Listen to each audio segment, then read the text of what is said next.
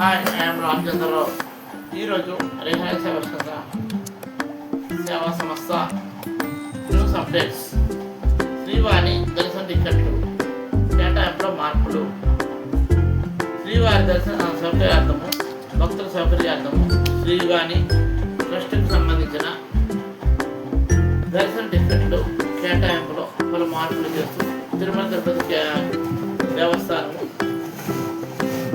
కీలక నిర్ణయాలు తీసుకుంది. ప్రస్తుతము రోజుకు 1500 శ్రీవారి టికెట్లను తిరుమల దేవస్థానం ఆన్లైన్ ద్వారా అందుబాటులో ఉంచుతుంది. వీటిలో 500 దర్శన టికెట్లను 3 నెలల ముందుగా ఆన్లైన్లో అడ్వాన్స్ బుకింగ్ కింద అందుబాటులోకి తీసుకొస్తుంది. మరో 200 శ్రీవాణి దర్శన టికెట్లను తిరుమల దేవస్థానం విమానాశ్రయంలో కరెంటు బుకింగ్ కింద జారీ చేస్తుంది.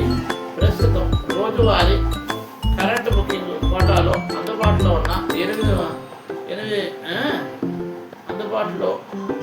దర్శన టికెట్లు ఇప్పటికే 10,000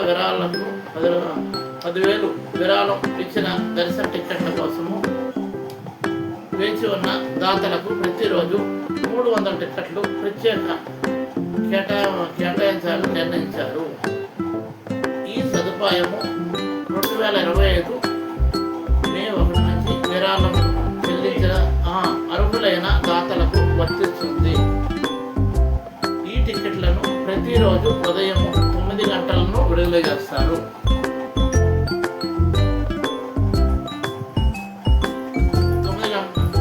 మధ్యాహ్నం 1 గంటలోపు బుకింగ్ చేస్తున్న భక్తులకు అదే రోజు సాయంత్రం 4 గంటలకు దర్శనం కలిగిస్తారు.